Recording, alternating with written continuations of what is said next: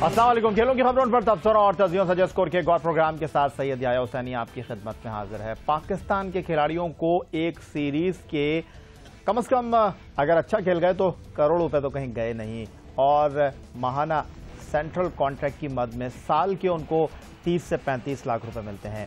एक दिन का डेली अलाउंस $112 से ज्यादा है। उधर कौमी खेल हॉकी की ज़बूहाली का हाल यह है कि पाकिस्तान हॉकी फेडरेशन का खजाना खाली है और पाकिस्तान हॉकी फेडरेशन के अरबाब इख्तियार इस्लामाबाद का रुख करते हैं, अपने जूते जो हैं वो घिसते हैं, लेकिन उनको पैसे नहीं मिल रहे। पाकिस्तान हॉकी, न पाकिस्तान के पास वर्ल्ड कप का एजाज़ है, ना चैंपियंस ट्रॉफी का, ना एशियन गेम्स का, और ना ही कोई बड़ा एजाज़। एक 20 साल के बाद एशियन चैंपियन बनने का एजाज़ भी पाकिस्तान से इस साल छिन चुका है।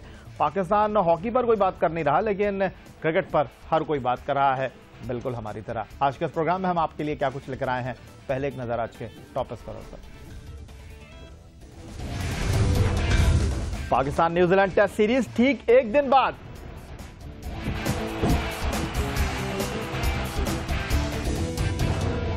मुइन अभी हैं, मुइन रहेंगे फिल वक्त, और जब वक्त मुनासिब होगा उस वक्त में चेंज आ जाएगा। मुइन और 2-3 और लोग जो हैं उनको अभी नहीं जा ठहर के करूंगा।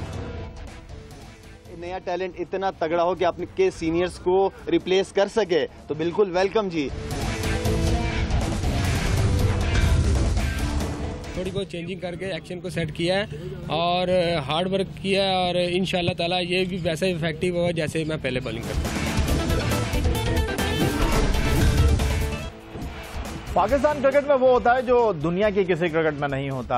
ऑस्ट्रेलिया ने एक महीने पहले पाकिस्तान के खिलाफ T20 वनडे और टेस्ट सीरीज के लिए अपने टीम के नामों का ऐलान कर दिया। उधर पाकिस्तान टीम ने ठीक 3 दिन पहले न्यूजीलैंड के खिलाफ सीरीज की टीम अनाउंस की। पाकिस्तान टीम की ताखीर में वजह क्या थी, आइए इस हवाले से थोड़ा सा आपको अपडेट कर देते हैं। पाकिस्तान टीम मैनेजमेंट और सिलेक्शन कमेटी के चीफ मोइन खान जो इन दिनों यूएई में मौजूद है, वो चाहते थे कि नाक़िस कारकर्दगी पर T20 के साबिक कप्तान मोहम्मद हफीज़ टेस्ट स्क्वाड का हिस्सा ना हो, लेकिन मोहम्मद हफीज़ लकी हैं जिन्होंने ऑस्ट्रेलिया के खिलाफ 3 टेस्ट इनिंग में 48 रन स्कोर किए, 2 टेस्ट मैचों में 4 विकेटें हासिल की।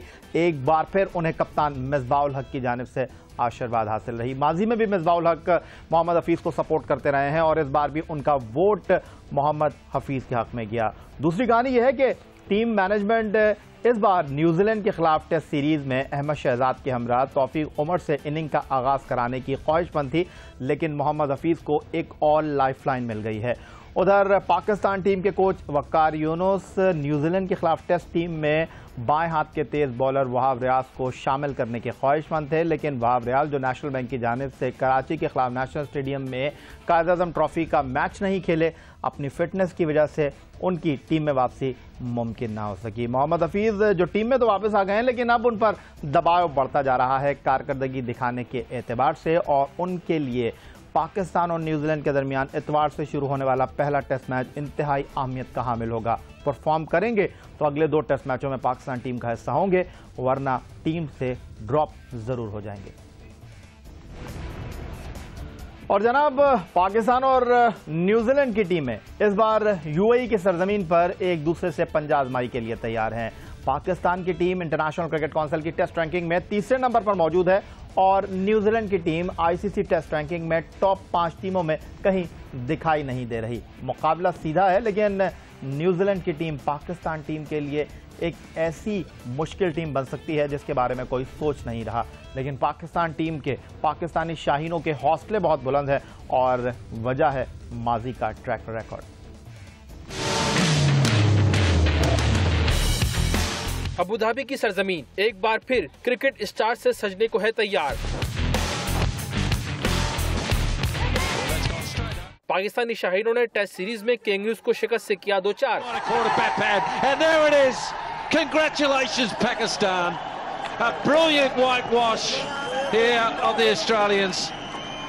32 साल बाद ऑस्ट्रेलियाई टीम के खिलाफ व्हाइट वॉश करने वाली पाकिस्तानी टीम अब न्यूजीलैंड से पहले टेस्ट में इतवार को मुकाबला करेगी। 2010-11 में पाकिस्तान और न्यूजीलैंड के दरमियान आखिरी टेस्ट सीरीज हुई थी। 2 टेस्ट की सीरीज में पाकिस्तान ने 1-0 से फतह समेटी। कीवीज के खिलाफ ग्रीन कैप्स का टेस्ट क्रिकेट रिकॉर्ड बहुत शानदार है। अब तक पाकिस्तान और न्यूजीलैंड के दरमियान 20 टेस्ट सीरीज हुई हैं। 13 मरतबा पाकिस्तानी कप्तानों ने सीरीज की ट्रॉफी उठाई। सिर्फ 2 मरतबा कीवीज सीरीज में कामयाबी हासिल कर सके। 5 सीरीज ड्रॉ पर खत्म हुई। मजमूई तौर पर दोनों टीमों के दरमियान 50 टेस्ट खेले गए। 23 टेस्ट में पाकिस्तान ने फतह के झंडे गाड़े। सिर्फ 7 मैचेस में न्यूजीलैंड की टीम सुरखरू हो सकी, जबकि 20 मार के हार जीत के फैसले के बगैर खत्म हुए। टेस्ट मैच में सबसे बड़ी फतह पाकिस्तान को मई 2002 में इनिंग और 324 रन से हासिल हुई थी। विकेट के एतबार से पाकिस्तान ने हैदराबाद में 1976 में 10 विकेट से फतह समेटी थी। पाकिस्तान और न्यूजीलैंड के दरमियान टेस्ट मैच की एक इनिंग में सबसे बड़ा स्कोर भी पाकिस्तान का है, जिसमें पाकिस्तान ने 643 रन स्कोर किए थे, जबकि दोनों टीमों के दरमियान कम तरीन स्कोर न्यूजीलैंड का है। कीवी टीम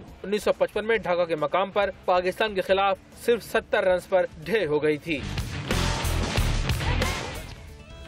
ऑस्ट्रेलिया के खिलाफ बाएं हाथ के स्पिनर जुल्फिकार बाबर और दाएं हाथ के लेग स्पिनर यासिर शाह ने जिस तरह की बॉलिंग का मुजाहरा किया, हर जानिब सिर्फ इन 2 बॉलर ही की बात हो रही है। लेकिन सईद अजमल को अब भी हम नहीं भूले, जो कि जा रहे हैं इंग्लैंड अपने बॉलिंग की जांच के लिए। और ये जांच इस एतबार से अहमियत की हामिल है कि इंटरनेशनल क्रिकेट काउंसिल को पाकिस्तान को आइंदा माह की 7 तारीख को वर्ल्ड कप के 30 मुमकिन नाम भेजने हैं।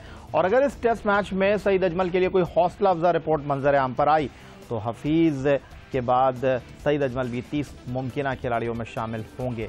लेकिन अगर रिपोर्ट कुछ अच्छी नहीं हुई तो वर्ल्ड कप के लिए फिर आप भूल जाएं सईद अजमल को। थोड़ी बहुत चेंजिंग करके एक्शन को सेट किया है और हार्ड वर्क किया है और इंशाल्लाह ताला ये भी वैसा इफेक्टिव होगा जैसे मैं पहले bowling. What about that? There it is, the Dusa. Pakistan cricket team के star off spinner Saeed Ajmal एक नए इम्तिहान के लिए इंग्लैंड रवाना हो रहे हैं। Better and better. That's gonna be out. मगर सईद अजमल का ये इम्तिहान किसी टीम या बैट्समैन के खिलाफ नहीं, बल्कि अपने एक्शन को दुरुस्त साबित करने के लिए है। दौरा श्रीलंका के पहले टेस्ट में उनके बॉलिंग एक्शन को मशकूक करार दिया गया था और फिर ऑस्ट्रेलिया में बायोमैकेनिक टेस्ट के बाद उन पर इंटरनेशनल क्रिकेट के दरवाजे बंद कर दिए गए थे।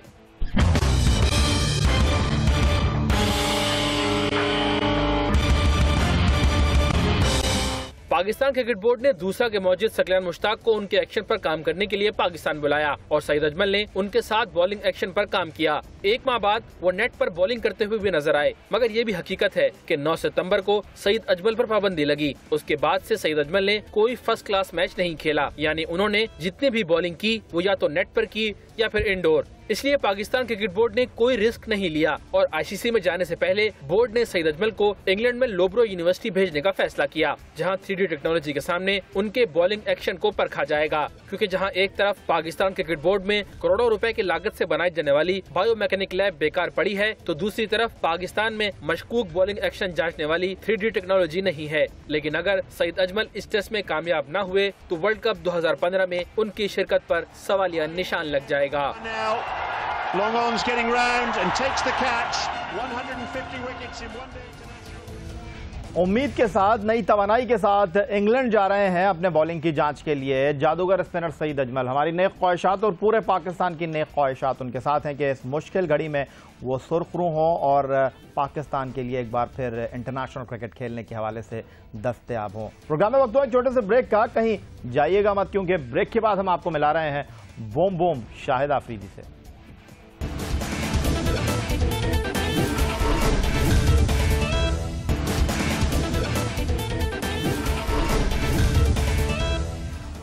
पाकिस्तान क्रिकेट बोर्ड में मौज है, मस्ती है और मजे हैं, लेकिन अब चेयरमैन पीसीबी शहरियार खान के आने के बाद शायद ये मौज, मजे और मस्ती उन लोगों के लिए खत्म हो जाए जो कि बैक वक्त 2 से ज्यादा ओहदों पर काम कर रहे थे। पाकिस्तान क्रिकेट टीम के साबिक कप्तान मोइन खान, जो कौमी सिलेक्शन कमेटी के सरबराह होने के साथ साथ टीम के मैनेजर भी हैं, उन्होंने तो इस ख्वाहिश का इजहार कर दिया कि वो बहुत ईमानदारी से काम कर रहे हैं, उन्हें मजीद कुछ ओहदे दे दिए जाएं तो वो बुरा नहीं मानेंगे। लेकिन पाकिस्तान क्रिकेट बोर्ड के सरबराह शहरियार खान ने कल पाकिस्तान क्रिकेट बोर्ड के हेडक्वार्टर लाहौर में खुलासा किया सहाफ़ियों के सवालात का जवाब देते हुए कि फिलहाल हम मोइन खान को नहीं छेड़ रहे, लेकिन मुनासिब वक्त आने पर उनको 2 ओहदों में से किसी एक ओहदे का मनसब संभालना होगा। ये चॉइस हम उन्हें देंगे क्योंकि गवर्निंग बोर्ड शहरियार खान को इस बात के लिए बिल्कुल फ्री हैंड दे चुकी है कि वो मोइन खान के बारे में जो चाहे फैसला करें। लेकिन शहरियार खान ने क्या कहा, एक बार फिर आपको दिखा देते हैं।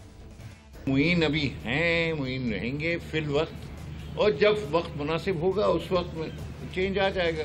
12-15 ऐसे लड़के हैं जिनको कि ड्यूल ऑफिशियल काम कर रहे हैं। तो कुछ को तो मैंने अभी फौरन कह दूंगा कि भाई आप सिलेक्ट कर लो, आप सिलेक्टर रहोगे या एकेडमी में रहोगे, ये मैं ऑप्शन दे दूंगा उन्हें। मुइन और 2-3 और लोग जो हैं उनको अभी नहीं ठहर करूंगा। बिल्कुल सही कहा शहरियार खान ने। पाकिस्तान क्रिकेट बोर्ड के 80 साल सरबराह जो कि चेयरमैन पीसीबी की हैसियत से दूसरी इनिंग्स खेल रहे हैं, वो पाकिस्तान क्रिकेट बोर्ड में ऐसे लोगों के सख्त खिलाफ हैं जो 2 ओहदों पर मौजूद हैं और उनमें से पाकिस्तान क्रिकेट टीम के साबिक कप्तान मोइन खान है जो कि चीफ सेलेक्टर और मैनेजर के ओहदों पर बैक वक्त मौजूद है। सवाल यह है कि फिलहाल मोइन खान को ना छेड़ने की वजह तो सिर्फ 6 दिन का वक्फा था ऑस्ट्रेलिया और न्यूजीलैंड की सीरीज में, शायद यही वजह थी कि उनको हटाने की जहमत गवारा नहीं की पाकिस्तान क्रिकेट बोर्ड के सरबराह शहरियार खान ने। दूसरी तरफ पाकिस्तान क्रिकेट बोर्ड ने सेलेक्टर्स को मदऊ कर लिया है लाहौर, चूंकि पाकिस्तान क्रिकेट बोर्ड को 7 दिसंबर 2014 को वर्ल्ड कप के 30 मुमकिन खिलाड़ियों के नाम इंटरनेशनल क्रिकेट काउंसिल को भिजवाने हैं। पाकिस्तान क्रिकेट बोर्ड के अरकान जो गवर्निंग बोर्ड में शामिल हैं वो भी सख्त खिलाफ हैं 2 ओहदों के, बिलखुसूस पाकिस्तान क्रिकेट टीम के साबिक कप्तान मोइन खान के हवाले से। और एक बात तो तय है कि मोइन खान के हवाले से फैसला 2007 वर्ल्ड कप के 30 मुमकिन खिलाड़ियों के इंतखाब के बाद होगा, क्योंकि जब पाकिस्तान की टीम 8 दिसंबर को न्यूजीलैंड के खिलाफ दूसरा 1 रोजा मैच खेलेगी तो उस वक्त पाकिस्तान टीम 1 दिन पहले 30 मुमकिन खिलाड़ी जो है वो भेज चुकी होगी इंटरनेशनल क्रिकेट काउंसिल को। अब सवाल ये पैदा होता है कि मोइन खान अगर वर्ल्ड कप 2015 में मैनेजर की हैसियत से जाते हैं तो पाकिस्तान क्रिकेट बोर्ड की जानिब से एक मोहतात अंदाजे के मुताबिक फिलहाल वो माहाना 10 लाख रुपए ले रहे हैं। सवाल ये उठेगा कि मैनेजर को इतने पैसे देना बनते भी हैं या नहीं। उधर दूसरी जानिब पाकिस्तान क्रिकेट बोर्ड उसूली तौर पर यह फैसला कर चुका है कि नेशनल क्रिकेट अकेडमी के बॉलिंग कोच और नेशनल क्रिकेट अकेडमी के फील्डिंग कोच एजाज अहमद जो कि कौमी सिलेक्शन कमेटी का हिस्सा है, उनको फिल फॉर कौमी सिलेक्शन कमेटी से हटा दिया जाएगा और इसका उसूली फैसला भी कर लिया गया है। और जनाब अब कुछ बात कर लेते हैं आपके हर दिल अजीज कौमी T20 टीम के कायद बूम बूम शाहिद आफरीदी की।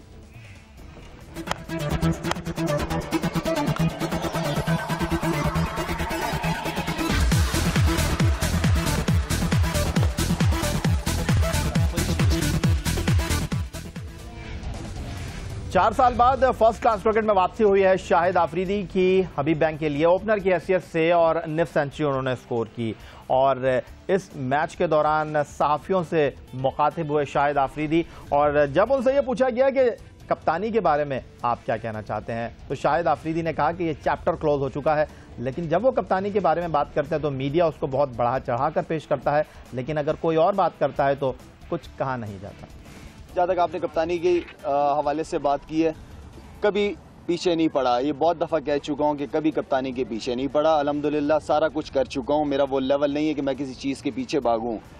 जो मैंने क्रिकेट में सोचा भी नहीं था, अल्लाह ने उससे बढ़कर मुझे मकाम दिया है, तो मुझे ज़रूरत नहीं है इन चीज़ों के पीछे भागने की। हाँ, हमेशा मैंने ये लाजमी कहा है कि कभी भी ज़रूरत पड़ेगी तो मैं हाजिर हूँ हर चीज़ के लिए, चाहे वो कप्तानी है जो भी, लेकिन कभी पीछे पड़ा नहीं है। और मुझे सिर्फ अफसोस इस चीज़ का होता है कि मेरी बात को नेगेटिव तरीके से मीडिया में दिखाया जाना या उसके ऊपर लोगों के तबसरों का करना, ये इस चीज़ का मुझे गिला भी रहेगा मीडिया से हमेशा। और इस चीज़ को मैं हमेशा बहुत ज़्यादा वो करता हूँ कि एक नॉर्मल सी बात को इतना बड़ा मेरी उस बात को इशू बना देते हैं। अगर मेरी जगह वो बात कोई और भी करे तो उसको इतना बड़ा इशू नहीं बनाते। आई डोंट नो कि मेरी बात को क्यों लोग मीडिया क्यों इशू बनाता है, ये मुझे आज तक समझ नहीं आई। आपको पता है शाहिद आफरीदी किसकी बात कर रहे हैं? ये बात कर रहे हैं कौमी टीम के साबिक कप्तान यूनुस खान की, जिन्होंने दुबई में इस ख्वाहिश का इजहार किया कि अगर पाकिस्तान क्रिकेट बोर्ड उन्हें कप्तानी के लिए पूछेगा तो वो मना नहीं करेंगे। लेकिन इस अपनी गुफ्तगू में शाहिद आफरीदी ने ढके छुपे अल्फाज में यह भी खुलासा कर दिया कि अगर उनको कप्तानी मिली तो वो मना नहीं करेंगे। लेकिन उधर दूसरी जानिब पाकिस्तान क्रिकेट के हल्कों में एक नई बहस छिड़ चुकी है और शाहिद आफरीदी के हवाले से बात हो रही है कि वो बहुत ज़्यादा दबाव में है, क्योंकि जिस अंदाज में यासिर शाह ने परफॉर्मेंस दी है ऑस्ट्रेलिया के खिलाफ टेस्ट सीरीज में शाहिद आफरीदी और अब उनका मुकाबला है वनडे क्रिकेट में।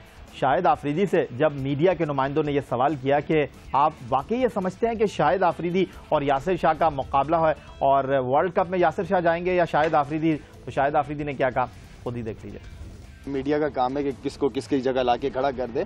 अल्लाह करे, मेरी दुआ है कि अल्लाह करे वो बहुत लंबा अरसा खेले, इसलिए कि हमने कितना खेलना है, साल 1.5 या 2 साल खेलेंगे, बाद में भी तो लड़के चाहिए आपको, चाहे वो लेग स्पिनर हो चाहे वो ऑफ स्पिनर सईद अजमल की जगह हो, तो आपको प्लेयर्स चाहिए। और ये तो बहुत अच्छी बात है कि इस तरह के प्लेयर्स सामने आ रहे हैं और अल्लाह करे वो इस परफॉर्मेंस को कंटिन्यू करें, इसलिए कि एक आधा परफॉर्मेंस या 2 परफॉर्मेंस करके उसको फ़ौरन हीरो बना देना और फिर जब उस पर मुश्किल वक्त आए वो परफॉर्म ना करे फिर उसको आप नीचे कर देते हो, तो ये चीज़ें गलत है। एक लड़के को एक चांस मिला है, अल्लाह करे वो वहाँ से किक करे और वनडे में भी खेले, टेस्ट क्रिकेट भी खेले, और लेकिन आप लोग एक दिन में हीरो फिर दूसरे दिन में जीरो कर देते हो, ये थोड़ी सी प्रॉब्लम है। चीज़ों को समझ के लेके चलना चाहिए आगे।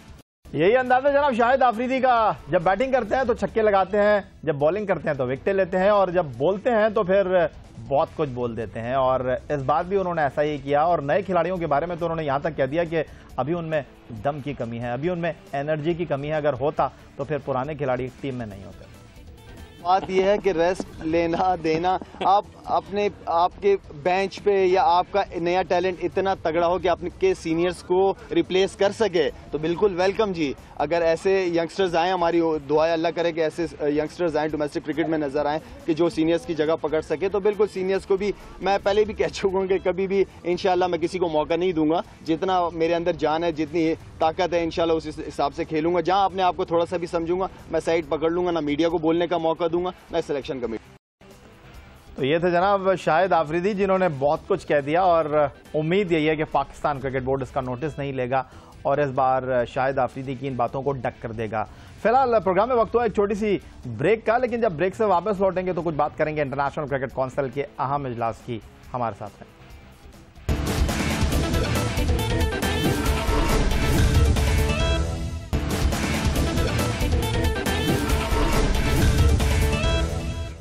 ठीक एक दिन के बाद इंटरनेशनल क्रिकेट काउंसिल की बोर्ड मीटिंग दुबई में शुरू होने वाली है, और इस मीटिंग का सबसे अहम एजेंडा एंटी करप्शन कोड के हवाले से है। और वजह यह है कि जो खिलाड़ी स्पॉट फिक्सिंग का शिकार हुए, मुलव्विस हुए, उसके बाद सज़ा उन्होंने काटी, उनके हवाले से इस बोर्ड मीटिंग में अहम पेशरफ होने का कवी इम्कान है। बोर्ड में पाकिस्तान की नुमाइंदगी कर रहे हैं chairman PCB Shahryar Khan.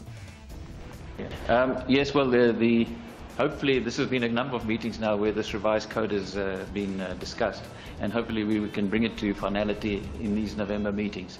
But there is a provision now that in the revised code which will allow a player who's been banned internationally to play domestic cricket a certain period out from his ban coming to an end.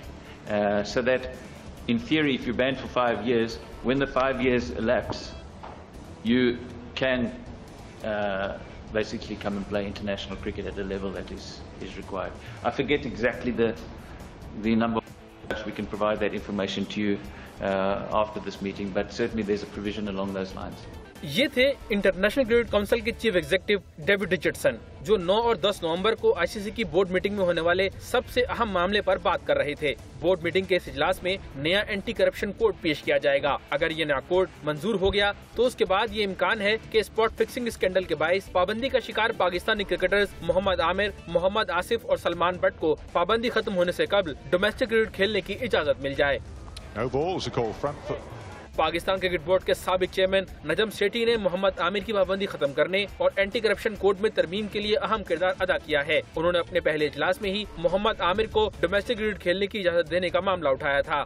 तो इंशाल्लाह अक्टूबर के अंदर ये कानून जो है, anti corruption laws जो हैं, जो नए प्रपोज हो रहे हैं, ये पास हो जाएंगे। जैसे ये पास होते हैं हमारी तरफ से एक एप्लीकेशन जाएगी कि जी ये केस है, कोई क्वींस काउंसिल वाला केस कि 1 साल की इनको, ये 4 साल इनके होने जा रहे हैं, 1 साल आखिरी साल जो है इनका सजा का इन्हें डोमेस्टिक क्रिकेट खेलने दें, ताकि जब 5 साल खत्म होते हैं तो ये इंटरनेशनल क्रिकेट खेलने के लिए तैयार हो सके। इसके साथ साथ आईसीसी बोर्ड मीटिंग का इजलास पाकिस्तान के लिए इसलिए भी अहम है क्योंकि इसमें आइंदा मुद्दत के लिए पाकिस्तान को आईसीसी की सदारत मिलेगी, जिसके लिए नजम सेठी का नाम तजवीज किए जाने का इम्कान है। पाकिस्तान क्रिकेट बोर्ड के चेयरमैन शहरियार खान इस मामले की मंजूरी ले चुके हैं। इसके अलावा इजलास में chief executive committee, future tour programme, ICC cricket world cup 2015 के लिए प्लेइंग कंडीशंस और मशकूक बॉलिंग एक्शन का मामला भी ज़ेर बहस आएगा। यही था जनाब आज का हमारा ये प्रोग्राम, और आज के प्रोग्राम में इतना ही। इस उम्मीद के साथ, इस दुआ के साथ, इस तवक्को के साथ कि पाकिस्तान में खेल और खिलाड़ी तरक्की करते रहें। सैयद याह्या हुसैनी स्कोर की पूरी टीम के साथ आपसे चाहेगा इजाजत। फेसबुक पर आप विजिट कर सकते हैं हमारा पेज score.geo-news, और अगर आप हमें ईमेल करना चाहते हैं तो बहुत ही आसान पता है, यानी score@geo.tv, और आप ट्विटर पर भी मुझसे रब्ता कर सकते हैं। हफ्तेवार तातील के बाद अब आपसे अगली मुलाकात पीर को होगी स्कोर के इस प्लेटफॉर्म पर। तब तक के लिए अपना बहुत ख्याल रखिएगा। अल्लाह हाफ़िज़।